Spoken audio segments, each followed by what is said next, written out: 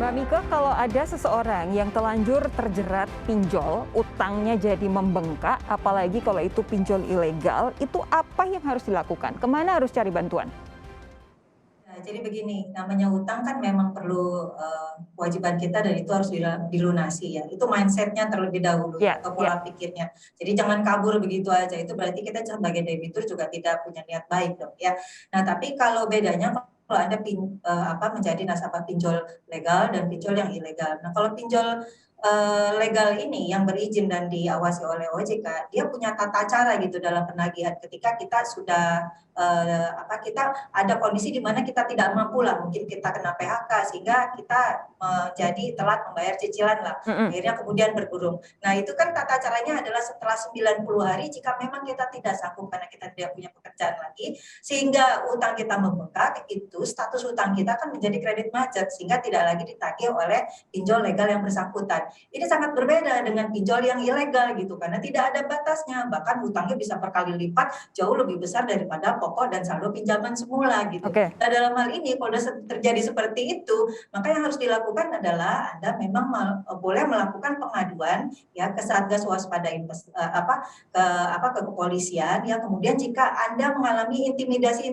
nah biasanya kalau pinjol ilegal, jika Anda sudah tidak mampu bayar, kemudian bunganya bergulung sampai besar sekali, mereka mulai melakukan tindakan Intimidatif. intimidatif untuk Mm. melakukan untuk menagih utangan dana itu. Sebaiknya memang Anda langsung lapor ke kepolisian. Tapi pada dasarnya, kalau kita pinjam secara prosedural yang benar dengan pihak yang juga diawasi oleh OJK, maka pada dasarnya ketika kita terjadi masalah karena hutang kita macet, itu sebenarnya ada cara-cara penyelesaiannya. Yaitu? Itu tadi. Jadi kalau kita memang karena sangat tidak mampu, misalnya karena kita kena PHK ya, sementara 3-6 bulan pekerjaan kita belum dapat, penghasilan kita belum kembali, maka hutangnya kan dianggap macet. Sehingga dengan demikian kita punya status kredit jadi berbeda gitu. Yang Oke, sebelumnya kita oke. status kreditnya lancar, kemudian jadi macet. Namun dengan itu kita tidak lagi bisa pinjam di tempat lain. Itu Nah, adalah konsekuensi. ya, itu kan memang yang bisa dilakukan kalau kemudian masyarakat itu terjebak pinjaman online yang tidak bisa ia bayar ketika berada di pinjaman online yang resmi. Tapi begini, kalau kemudian sudah telanjur ini ya, sudah telanjur tergulung utang karena tidak mampu membayar, bagaimana caranya melepaskan diri dari jerat pinjol ini tanpa kemudian gali lubang yang baru? Apakah harus melepas aset atau apa kira-kira Mbak Mika? Gini, jadi harus diteliti terlebih dahulu, ini kesulitannya atau kebutuhannya awalnya ini karena apa ya. Jadi tidak segala sesuatu kebutuhan keuangan kepepet itu obatnya adalah hutang, tidak seperti Ya, itu. ya, ya. Hutang itu adalah sebenarnya pembiayaan untuk tujuan produktif, bukan untuk tujuan misalnya untuk kebutuhan sehari-hari. Nah, di sini masyarakat tidak begitu gitu, apalagi kalau seseorang dalam kondisi misalnya kena PHK ya. Nah, karena itu jika sudah terlanjur terjerat, maka jadi bisa kita begini, total hutangnya kita itu berapa dan yang sanggup kita bayar dengan apa yang ada itu berapa, tanpa kita harus misalnya berhenti, tetap kita bisa membiayai biaya hidup kita sehari-hari gitu. Jadi kita hitung terlebih dahulu ya. Kalau kita tidak sanggup lagi mencicil, maka kita alternatifnya adalah melunasi. Tapi jika kita tidak bisa melunasi sebesar hutang kita yang ada, maka kita perlu menghitung terlebih dahulu berapa aset kita yang bisa misalnya kita gunakan untuk melunasi sebagian tertentu jumlah hutang. Nah, sebagian tertentu jumlah hutang ini tentunya sesuai dengan kesepakatan antara pemberi pinjaman dengan kita sehingga hutangnya bisa terselesaikan. Oke, semoga itu membantu masyarakat yang saat ini mungkin sudah telanjur terjerat pinjaman online. Tapi Pak Wimbo, begini, kalau kita lihat tadi Pak Wimbo sempat bilang bahwa nantinya perbankan akan diizinkan untuk membuat skema kredit seperti pinjaman online. Tapi kenapa tidak justru OJK mendorong masyarakat mengakses kredit perbankan saja misalnya, yang secara regulasi rigid, lalu kemudian prudent baik untuk debitor maupun kreditornya. Soalnya begini, kalau kemudian ini kan sama saja sebenarnya skemanya kan, pinjaman kredit begitu. Kenapa tidak bisa disamakan standarnya Pak Wimbo? Terima kasih, Rosi. Ini perbankan bukan sudah dibolehkan bekerja sama dengan pinjaman online.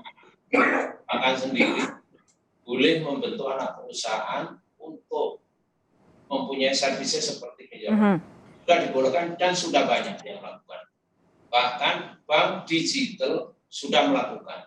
Jadi tinggal akses, silakan aja. Bahkan kami dorong perbankan untuk agresif menawarkan semacam produk online ini yang ditawarkan oleh bank. Sudah.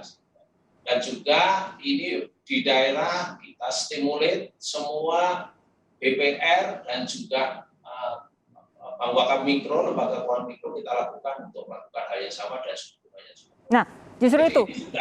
Tinggal ini sekarang ini mana orang-orang yang ternyata masuk di pinjaman online ilegal ini. Ini motifnya apa perlu kita lihat, tapi apapun perikatannya bahwa pinjaman online ini karena ini ilegal, perikatan itu menjadi ilegal. Oke, sebentar Pak Wimbo, terakhir ini kalau kemudian bank sudah diajak untuk masuk, lalu di daerah-daerah juga sudah diperluas begitu skema kredit mirip seperti pinjol ini. Kenapa tidak pinjol ini kemudian distandarkan saja due diligence-nya, betapa rigidnya atau sebagainya supaya aman baik kreditor maupun debitor? Sih, makanya tadi yang pertama, sesi pertama kami sampaikan, ini sekarang pinjol yang terdaftar dan berizin ini akan kita tingkatkan pengawasannya seperti lembaga pembiayaan. Kita sekarang punya banyak lembaga pembiayaan yang sudah juga memproduksi itu, ya. Sehingga ini akan menjadi level playing field yang sama, ya. Sehingga nanti silahkan masyarakat akses ke yang terdaftar, ya, atau lembaga pembiayaan atau ke perbankan. Dan ini prosesnya mudah. Sekarang itu ada sekitar 15 bank digital yang mendeklar menawarkan produk itu. Saya rasa ini masalah waktu. Jadi sehingga tinggal bagaimana yang ilegal ini kita beresin, kita berantas, kita proses, dan masyarakat dan tentunya semua pihak yang memfasilitasi adanya pinjaman ilegal ini menjadi cerah. Oke. Yang ilegal diberantas, yang resmi harus dipastikan aman begitu untuk diakses masyarakat ya. Pak Wimbo, terima kasih. Mbak Mika, terima kasih sudah bergabung malam hari ini. Singkat tapi semoga membantu banyak masyarakat yang telanjur terjerat pinjaman online. Kita jumpa lagi lain waktu, sehat terus ya.